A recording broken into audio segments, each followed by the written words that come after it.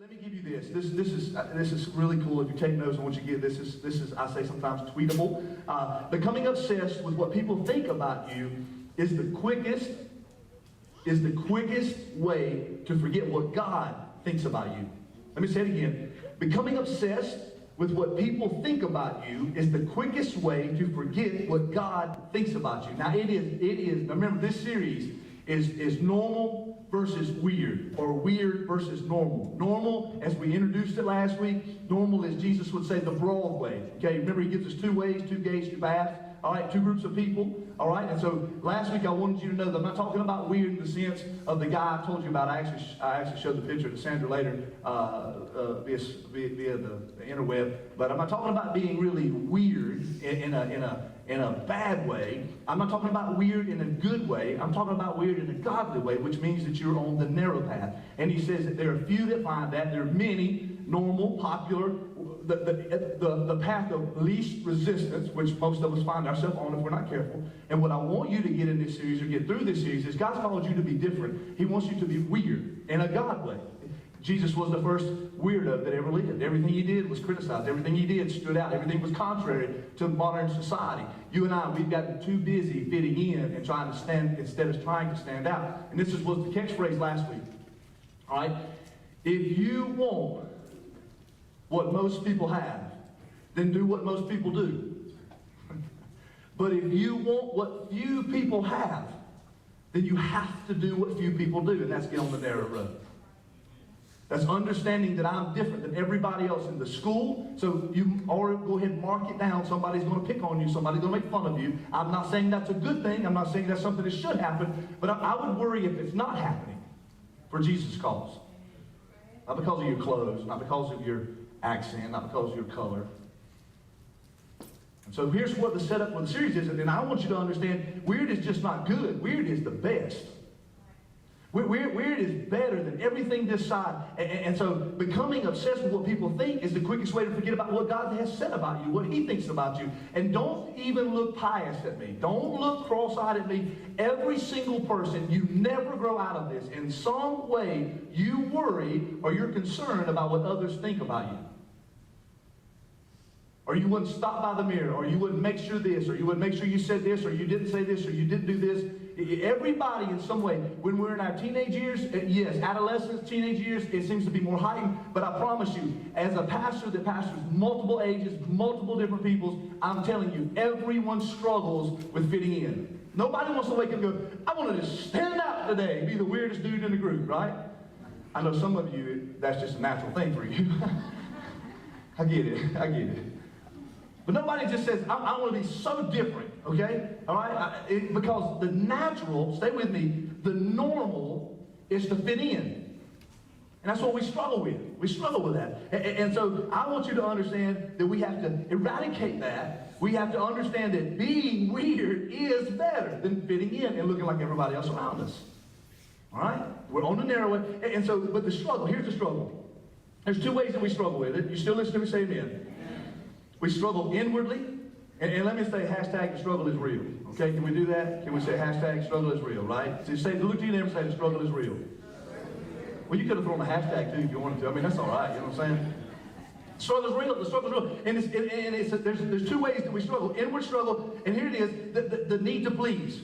The need to please. It's an inward struggle. We're born in us under the Adamic curse. I know that's a big churchy phrase, right? We're born sinners, okay? I didn't have to tell either one of my daughters how to misbehave or how to lie or how to say they've cleaned their room but really just stuffed it all under the bed. Addie's going with the grandparents. Addie goes to her room looking for something. Lana goes to Addie's room looking for something. She comes back and she goes, holy smoke. She's got clothes under her bed she's never even worn. Then you go in Lana's room and they're all hanging over the top bunk. Anyway, I'm just saying, okay, the struggle is real. Inward struggle. We need to please. What will people think or say? Don't act like you don't please. Listen, you know me. If you're first time with us, you'll catch on quick. What you see is what you get with me, man. All right? I'm Mill Hillian with a little bit of education, just enough to be dangerous, all right, for Jesus, okay? All right? And I want you to get that I want to preach where you're living. I want to preach where you're living in the trenches of everyday life, the struggle that you have, this inward, that you want to fit in, that you don't want to stand out, you don't want to rock the boat, you don't want to make that noise. Because the inward struggle is for us to please everyone around. What will they say? What will they think if I make the decision, if I do this, or if I do that, or if I start saying this, or if I start having prayer over my meal, or if I start carrying my Bible to school, or if I start taking my break instead of going and hanging out, going to pray and going to fast, and all these different weird things that could happen. Inward struggle. Then there's the outward struggle. The criticism. One of the things, inwardly, we may not tell everybody, but we struggle with fitting in. We want to be liked, we want to be popular, we want to be cool, right? And please, please, please, don't think more highly of yourself, at least you set yourself up for a fall, the Bible teaches us. Please understand, you can never convince me that you don't struggle with fitting in. And as a parent, you listen to me? You can't tell me that you don't struggle with your kids fitting in. No one wants their kid to be the weirdo that gets picked on at school. Nobody. All right? If you do, you need to get saved. Okay? All right? You don't. But I want you to get in this lesson. I'm not talking about being weird in a bad way. And I'm not talking about being weird in a good way. I'm talking about teaching them to be godly. Weird in a God sense. Okay? All right, so stay with me. And so I began to think about this inward and outward struggle. And I began to think about how can I illustrate this? I love to tell crazy stories from my life. All right? You got it. Sometimes even tell on people in my life. So be weary and pay attention. If you invite me anywhere, I'm taking notes the whole time. All right? I promise you. I will use you for an illustration. And I remember that when we first started, Addison and myself, we first started going to Folly Beach. And I remember when she got old enough, one of the really cool things we love to do, I don't know if you've ever done this, we love to get a net, go down by the pier. Really, it's the boat landing. If you've ever been out to Folly, have you been to Folly? The edge of America. Anyway, it's a really cool beach, kind of bohemian, kind of laid back, Lost Dog Cafe, just really cool. Anyway, all right. And so we would like, if you've been down there, there's a boat landing. And so we would like to go at probably about mid-tide, about high tide, and we'd get this basket, and we would take chicken thighs. And we would tie chicken thighs in the center of that. Y'all know what I'm talking about? And we would go crabbing. And we love to do that. I mean, it's just so much fun. I see you probably going to get bit. I mean, but it's cool, right? You put a glove, they'll get you, man, all right? And there's a lot of, we love to do it. And one thing I noticed about this, I'm talking about the outward struggle of pleasing people versus pleasing God. One of the things I would notice is we would begin to catch those crabs, because we would clean those crabs back at the condo or the apartment or the house, whatever the situation lends itself to, whatever we can afford. And we would take those back, but I noticed as we were collecting those, was catching them in the bucket, that this is what would happen, is that there would be crabs that would be trying to get out of the bucket. Everybody ever caught crabs in the sea sense? Right, okay? So make sure you're listening, all right? Told you, you never know what you're going to get here, all right? Stay with me, stay with me. That was wrong, mama. Stay here. You'll never forget it. So as the crab began to try to, come on, you bunch of nuts, weirdos. As the crab, you can edit that out of our YouTube, okay? Don't broadcast that. All right. You guys want to be ashamed. As the crab began, you're messing my story up, man. Dadgummit. We got guests in the house, all right? So as the crab's trying to climb out of the bucket, this is what happens, man. They're trying to get out. The struggle's real, right? They don't want to conform to the bucket. They begin to climb out, that one crab. And then what I noticed is here another crab would climb on top of the crab, grab this crab that's trying to get out, and pull that crab back down. Now, I don't know why, because they don't talk, so I don't know why they do that, all right? I couldn't ask them why. But I began to think about how that illustrates our life. As soon as you try to get on the narrow road, as soon as you try to live weird in a God way, there will be people around you that will absolutely be so crabby about it. You see that? Just watch that. Slid that in on you, didn't I? They'll try to pull you back down into the world. What do you mean you don't want to go drinking with us anymore? What do you mean you don't want to go to this party anymore? What do you mean you don't want to go over there anymore? And I'm telling you, this is true story out of my life. And I've told you this before. When I began to sober up and come out of my drunken stupor and come out of the drug addiction that I lived in as a high school dropout in 1998 when I gave my life to Jesus Christ at age 23, I literally had the guys that I would not run with anymore. They would say, well, okay, well, holy roller, you just be the designated driver then. I said, I can't do that. I can't even hang out with you anymore. I love you, but I can't hang out with you anymore. I promise you. As soon as, and this is the struggle. This is not even the sermon yet. I just want you to understand the setup for the sermon. That being weird is better. I didn't say it would be easy. I'm just telling you it's better to live godly. Okay? And when you begin to live godly, you will have an inward struggle. There will be turmoil in you. There will be this fear of man that will weird. And we're going to talk about it in just a second. Okay, I'm going to give you a verse, and we're going to lay the hammer down, man. We're going to have fun in the Holy Spirit. But there'll be this inward struggle in you to always please somebody else. Okay? And then there's this outward struggle. Every time you begin to try to give your life to Christ in a fresh and a new way, not that you're not saved, but you begin to try to live that way. You take your family to church. You're not going to go out on Friday night anymore. You're not going to go over there. You're not going to talk like this anymore. You're not going to do this anymore. You're not going to laugh at those jokes anymore. You're not going to go over there during break time. You're not going to, you get what I'm saying, right? Every time you do, there'll be that crab that's crabby, but trying to pull you back down into the muck with him. And so I understand that the struggle is real. And some of the signs that you may be trying to please people more than you please God are as listed. Watch. You take criticism extremely personal. Do you know that good constructive criticism, well, it's great for you? Kids, young adults, that it's good for you? Oh, it's not easy, no. But see, what happens is if we're not careful, we become so defensive because we are so busy trying to please people that we take that criticism. We don't want to rock. We don't want to do anything that would bring about criticism. So you live your life doing nothing for the cause of Christ. You just go to church, check in, check out, you all right? Not only do you take criticism extremely personal, you feel an extraordinary fear of rejection. What will they think? I mean, extraordinary. You want to fit in everywhere you go. You want to fit in. So maybe a sign that your fear of man is greater than your fear of God. Not only that, a sign is I take criticism extremely personal. You feel an extraordinary fear of rejection. You find it hard to express your true feelings. Some of us don't have that problem. We wear our emotions on our sleeve, and we will tell you real quick what we think. Now that's a whole other mess. That's a whole different message. A whole different in Christ speak truth and love. It's a whole different message. Okay, but for those of you that have fear of man and you're more concerned with pleasing man than you are pleasing God, you have a hard time expressing your true feelings because you are afraid to rock the boat. You're afraid, well, they won't like me anymore. If I tell them I don't like that and I don't want to do that and I feel uncomfortable with that, then they won't like me anymore. And so if you find yourself in that place, then what's happening in that moment is your fear of man is greater than your fear of God. And I promise you, weird is better. Not only do you take criticism extremely personal, and this is not an exhaustive list, this is just for sake of time and try to introduce it. Feel an extraordinary fear of rejection. You find it hard to express your true feelings. And I really struggle with this last one.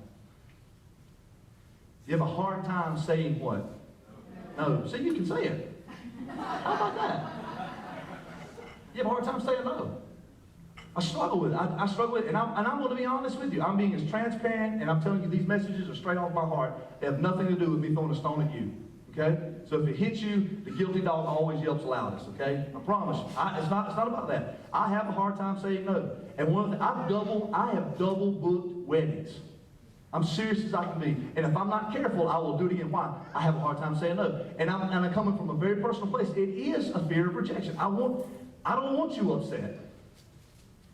I don't want you upset. I don't want my, listen, I have 3 girls.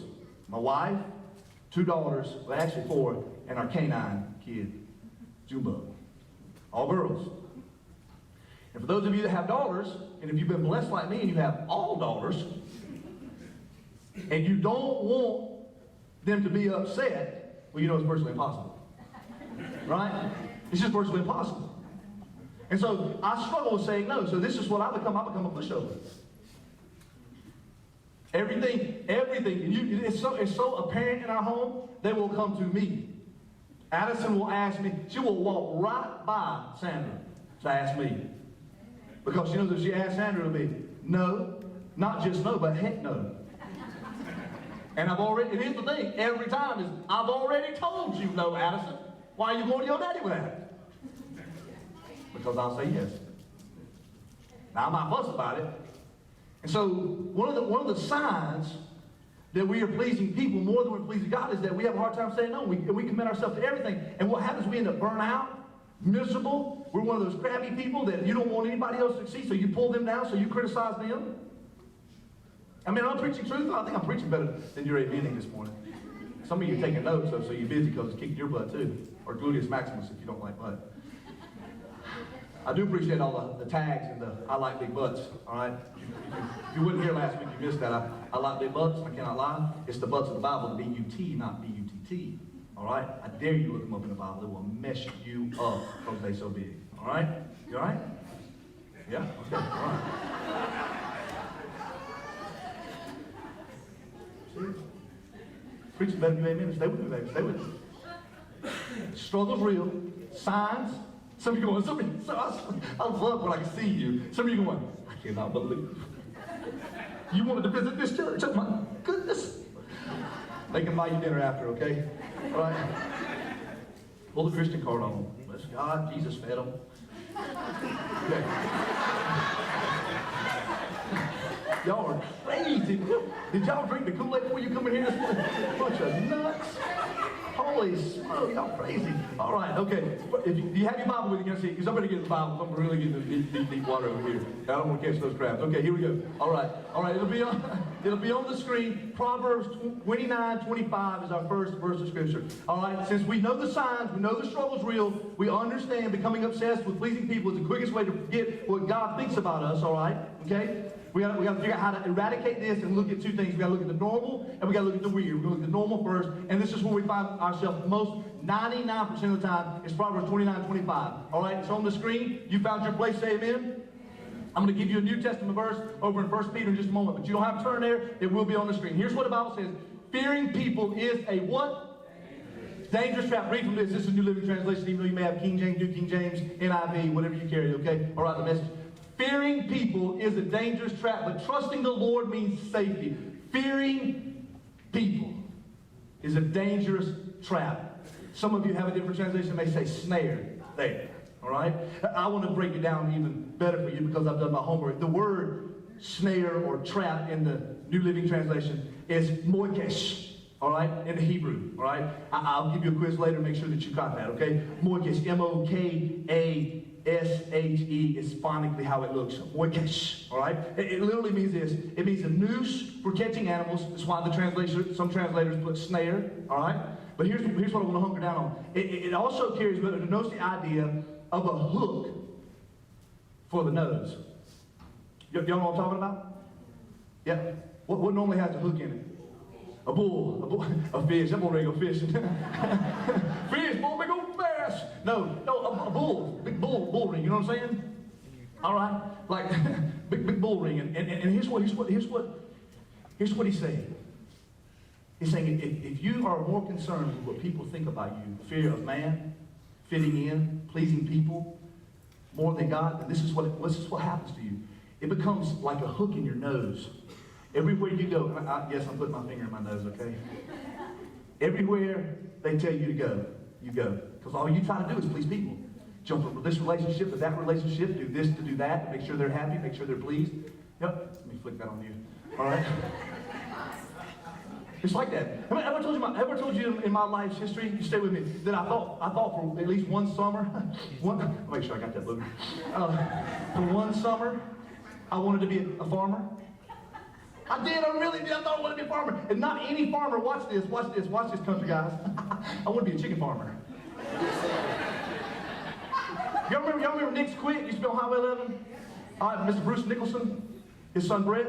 I went to work for him. There wasn't board chickens. There wasn't chickens that you eat. Okay, they were laying chickens, and they had cattle and all this good stuff. I'm going somewhere with this story, and I realized because the guy, the foreman, he said, "You get used to the smell."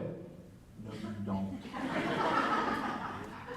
He would throw chicken poop at me. He didn't care. It didn't bother him. I said, something wrong with his nose, man. All right?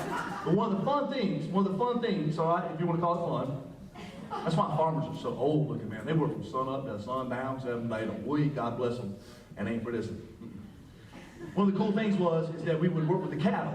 Not only would we catch the calves to tag them and mar them, which was really cool. One of the other things that was interesting is that they would bring the cows, the heifers, into the chute. They would trap them in the chute, and then they would take this bull hook, all right, or this hook. It wasn't a bull in this case, but it would take the hook, same ring. It would hook and pull that booger, that just not the little booger, but that nose, that way. Trying to stay on point here, okay? And pull. And so I've always been a bigger guy, all right? Except for a little season of my life years ago, I got really, really skinny because I was really, really sick with depression. And so anyway, I got a hold of this chain and this hook, and I pulled. They got it in the chute. This cow's pretty good size, a couple 300 pounds. You know what I'm saying? And what they were doing is they were stunting the horns. They would burn these horns. I don't remember technically what it was called. Just stay with me, okay? I promise you this. It may not be worth it, but I'm gonna tell it anyway. And so I pulled everything. I put 200 whatever pound, about 240 right now, but I don't know what I weighed in. I put it all, whatever I had behind it. I pulled this way, man. I mean, I'm holding as hard as they put that hot iron to the thing, and all of a sudden that heifer was like, boom, and just slung me across through yonder, right? And I realized in the process, man, because I'm fighting that thing, and I realized in the process, it had I don't know how this has happened. I don't know if it got hung on something, because it didn't injure anything, but it ripped the whole crotch of my britches out. True story, true story. I worked the rest of the day in a cool manner. You say, why do you tell us that crazy story? Because I want you to understand that I had great intentions, okay? I was doing what I was told, and it ended up being all tore up. Some of you have good intentions, and because that inward and outward struggle, that fear of man and trying to fit in and please people, it becomes this hook in your nose, and you go any direction, in every direction, trying to fit in and trying to please everybody, and do all kind of things. And some of you have done things that you would never dare to repeat. And see, that's the normal. You see, the normal, and I told our students this Wednesday night, the normal is this: you do whatever it takes for people to like you. You just go wherever they tell you to go. They pull you any direction. The slightest of winds, the Bible talks about, you go this direction. You don't like this church, you take your toys and you go play somewhere else. You don't like this job, you quit that job even before you have another job. You don't like what she's doing now, you married her, man. You made a covenant before God. Well, she don't look the way she used to look. You don't either, dude. You can't suck it in for so long. So he said, I used to have hair. And what you got don't even belong to you. I'm just saying. Just saying. See, the normal, that's our society, right? This whole series, we're going to break each one down, I'm telling you. You see, in our society, the normal is this, is that I'll do whatever it takes to fit in, even if it's to compromise, even if it's to fudge a number on the dotted line. Even if it's to help the boss do this or hide this or go there, or you understand what I'm saying to you? See, that's the snare, that's the trap, that's that hook in your nose that you're going to do anything it takes to please everybody around you. You see, the normal is to do whatever it takes. It's also normal. Here's what the normal thought process is. This is the normal thought process. You think, you listening to me? You think everybody likes you. I got news for you. They don't. They just don't. They never have and they never will. They may to your face, oh my gosh, they may like your status. Bless Jesus. They check it every time, 70 likes I got. Oh, I'm up to 25. Wow. Oh, let's see if it's been reposted. They like me. They don't like you. They're just nosy. Stall, man.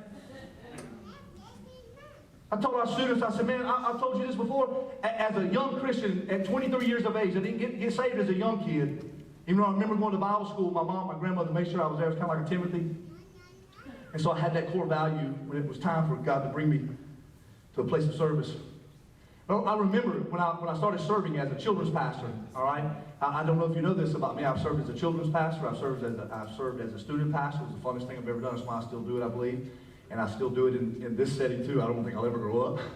I've served as associate pastor. I've been lead pastor. I tell you, and I've been custodian. And I learned more about the ministry being the custodian of the church than anything I've ever done, even all the seminary classes and all the degrees. I promise you, pleasing the people of a church is almost impossible.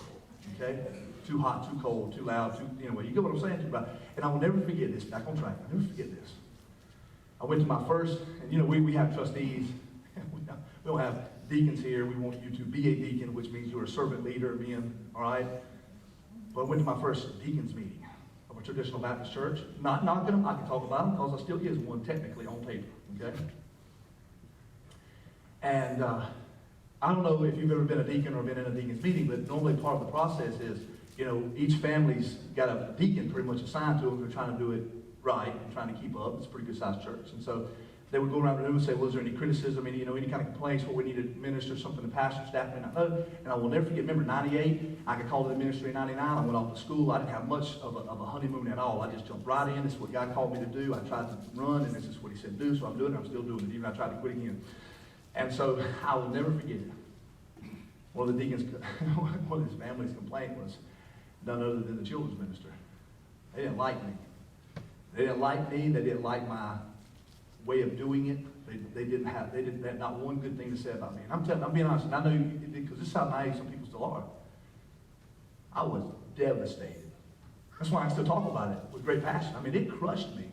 I thought everybody that said they were a Christian loved everybody else, but the Bible says to love everybody as Christ loved you. That's how stupid. I was just, sorry to say that S word, just how ignorant I was, uninformed. And so the normal is this. The normal is you live in some kind of little weird bubble world that you think everybody likes you. So you say, well, they don't really. Well, why do you keep trying to please everybody? You see, does that make any logical sense? If there's no way on God's green earth for you to please everybody around you to fit into every clique and every group and be the most popular kid or person in the world, if you can't do it, why in the world do you spend so much time trying to fit in with your house, with your home decor, with your clothes, with your car? You get yourself into debt where you can't even see. You're trying to keep up with everybody that listen, they don't even like you anyway. You see, the normal is this. Normal is I'll do whatever it takes to fit in. And then the normal thought process in this world is everybody likes me. I've got 1,000 friends on Facebook. You dork. They don't like you. As a matter of fact, there are some, I've told you this, and yet some of you still ignorantly post childish stuff that will affect no one but make you look like a complete idiot. Is that too real for you? I've already told you that in that friends list, if you're not careful, just like in the schools, there are people that are just hovering, waiting to pounce on you and criticize you. You see, the normal way of doing is to try to fit in and do whatever it takes. That's why you jump from here to there to here to there. The normal way of thinking is everybody likes me. Let's talk about the weird. I want you, if you have your Bible, don't even worry about turning there. Put the next verse of Scripture out of 1 Peter for me on the screen, media team. 1 Peter 1:16, Peter would know a little bit about this. He was reminded about this. He reiterated something that said in the Old Testament, but he says this, for the Scriptures say, that's why he's got quotes around it, you must be holy because I am holy. You've heard that before, right? Be ye holy. If you're King, I memorized King James when I was going to college.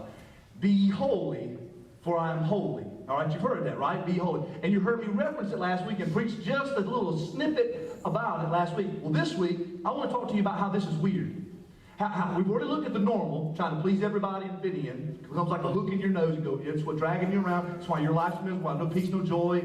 There's no power in your life because you're just trying to please people instead of trying to please God. Now to be weird means this. It means to be holy. It means to be, watch this. Here's another word. Now, I told you a Hebrew word. I know you remember, right? Moikesh, right? He said, moo, moo. He talked about cows, didn't he? No, moikesh. It literally means hook. Stay with me. This Greek word here, this holy, it means hagios. You want the phonics of it? It's Hageeos. Hagios. All right? Here's what it means. To be pure. Take notes. It means to be pure. It means to be set apart. And I love this. This is where it fits this so well. It means to be pure. It means to be set apart. But in big, bold letters, it means to be different. Just different. God calls us the ecclesia, the church, the called out people, the ones that are set apart, that are holy, that are sanctified, that are His children, that live for Him, that don't live for pleasing people, that live for pleasing God. That's weird in this world. Why? Everybody else wants to fit in and look like everybody else. I tell them up front, you got me booked for a wedding, guess what? I will wear what you want me to wear, but I will have Chuck Taylors on if I got shoes on. And no, I do not wear socks. Very rarely. And I got good smelling feet. Thank you. All my sweat comes out of my armpit glands. Different. Yeah, that's different, all right. Different. Be holy. Be weird. Be weird. Hagios, holy. To be weird means that when your view of God, you listen to me, I promise you I'm going to teach you something. When your view of God is bigger than people's opinion about you, then you begin to become weird. When you get on the narrow way and you say, man, I don't care what everybody else thinks about me. I care about what God said about me and what he's saying about me. That's the weird way. That's a holy person. That's someone that said, we're going to be different in this situation. We're not going to be like everybody else. We're willing to be weird in the moment, in this situation. The fear of God is greater than the fear of people. Time with God makes you weird. You start doing weird things happen. You all right? I dare you to do things on the narrow way and not the wide way. I promise you, weird is better. Psalm 34:9 says this, those who fear God will have all they need. Here's what I'm saying, and I'm trying to wind it down. You with me? Say amen. You see, when you've experienced the greatness and the majesty of our God, in comparison to people's small, shallow opinions, they don't matter. And let me give you an illustration. Some of you follow us on social network. If you don't, you need to get hit with it and follow us, okay? All right? Because we'll mess you up, man, more than just what we say up here. I promise you, we'll do some weird stuff. One of the weird things that we did last year at Christmas time is we give our daughters, along with other family, we didn't give the other family, they paid for their own. But an opportunity to go down to Disney. Anybody, how many of you have been to Disney? Been to Disney? World or land, I don't care if you're from the West Coast, we love you too, okay? All right? Even from the Bahamas, we love you. And so we give this gift to them, and then comes spring break, we've been broke ever since. Wow. That was a serious point right there. But we took the girls down to Disney, and they got to ride. Listen to, I promise I'll teach you something about being weird. I'm serious. You think, I promise you there's a technique in it. So they tell me. There were all these state-of-the-art rides. If you've been to Disney, it's crazy. I mean, I'm talking really crazy cool.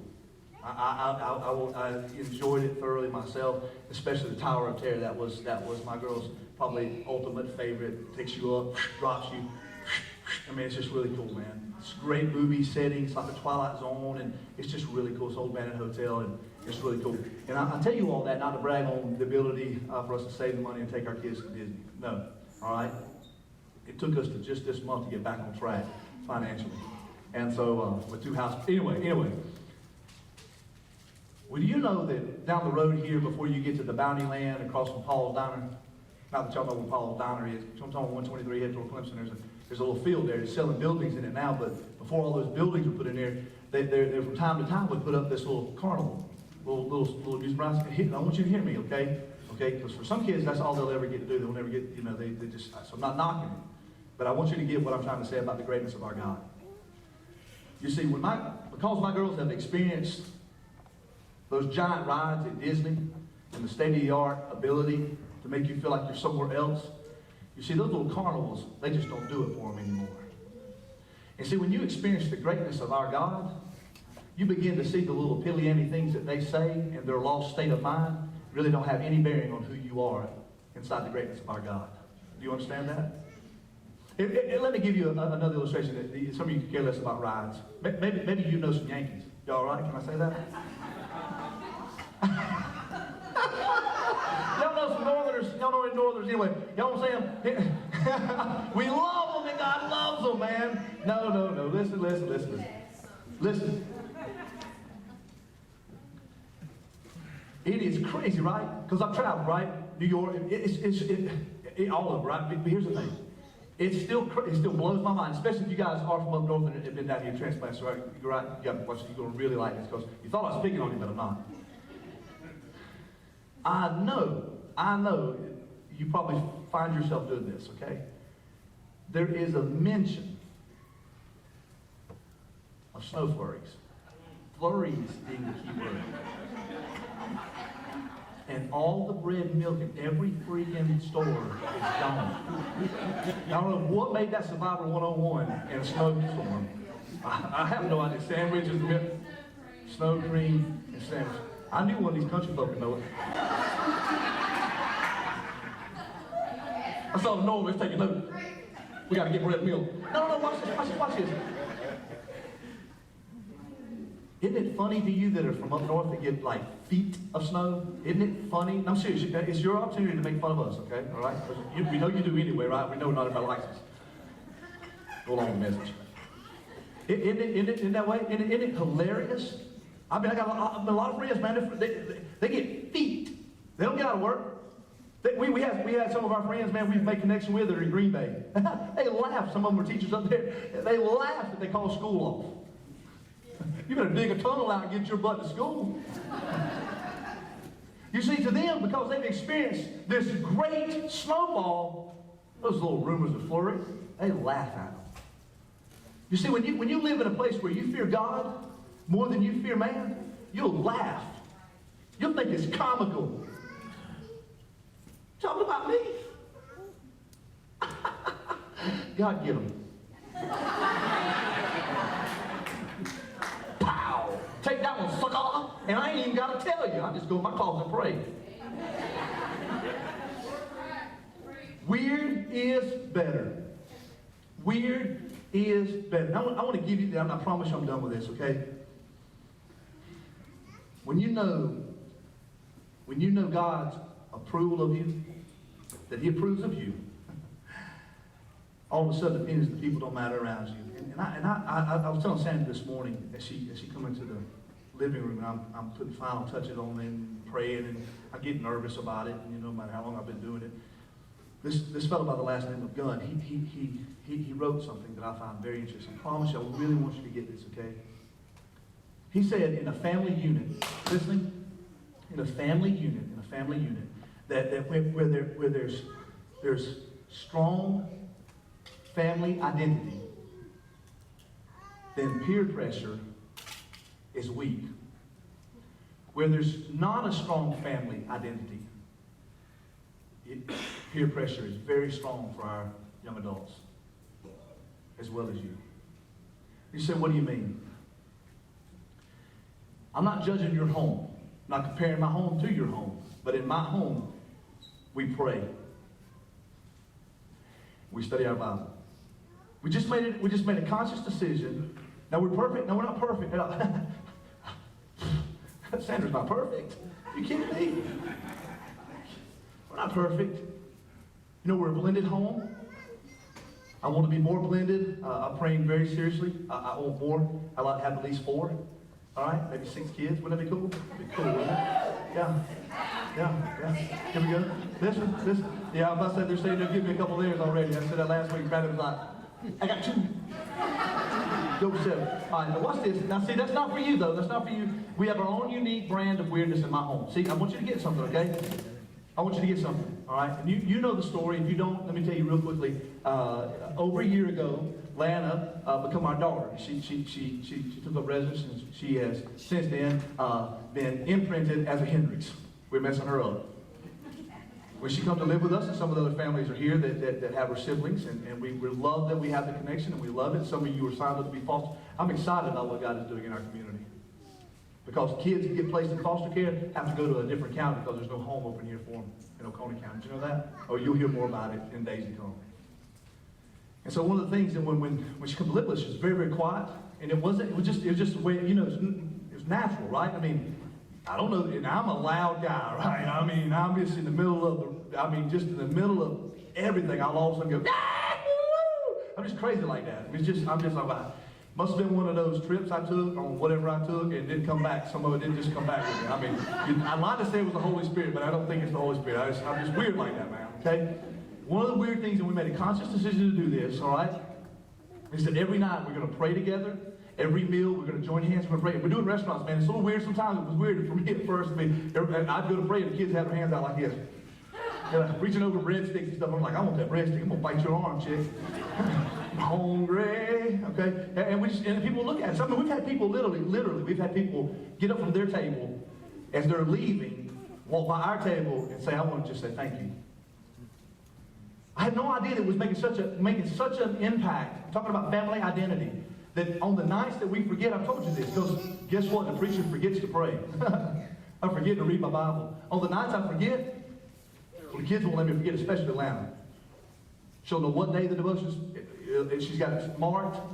And she'll know who, because the girls take turn reading, because it's from a kid's devotional book. She'll know whose turn it is. That's part of the motherly figure that she's had to be as she took care of her younger siblings for a while. But I want you to understand something. Some of you as a family need to get weird. Some of us that are grown, we can look back and see that our family was a whole lot more normal than it was weird. And I don't mean that in the sense that it was a perfect home. I mean, you spent more time working overtime and trying to provide for us, which I say God bless him, and I thank my father, earthly father, for teaching me to have a great work ethic. Up before the chickens crow. Anyway, I appreciate that. But I don't ever remember my daddy praying with us. You all right? I'm going to talk about my dad was here. He would tell you the same thing. He loved me. He called me yesterday, and we have a great relationship. Love one of them. Mama's in heaven, so she did her best. Mama's going to try. Some of you need to get weird as a family. Again, fostering may not be that. It may not be having more kids. It may not be. It may be that you get weird financially. That you just say, "Hey, we're not going to buy each other any gifts anymore." Some of the men are going, and I'll teach that on when I teach about money here in a couple weeks. Some of you men go, "Amen, preacher, preach it." I'm not buying any more gifts even on Valentine's Day. Wouldn't that be weird? See, I already got that's weird, isn't it? Some of you, for some people, I don't judge them. They don't celebrate Halloween. They just choose maybe to have a festival party at their house. It's okay. Some of you need to have prayer together. Some of you need to study your Bible together. Some of you need to come to church. And you're here, I know this morning. There'll be other half of you that are not here. Maybe it's the time you say, "Hey, man, I want you to come with me." Maybe it's time to call them up and say, come with me. Maybe it's to give more. Maybe it's to sacrifice. Maybe it's to... I mean, I don't know. But again, it's your weird. It can't be like my weird. Praise be to Jesus. I'm going to give you the catchphrase for this week. Last week was this: if you want what everyone has, well, do what everyone's doing. But if you want what you have, do what you do. This week is this.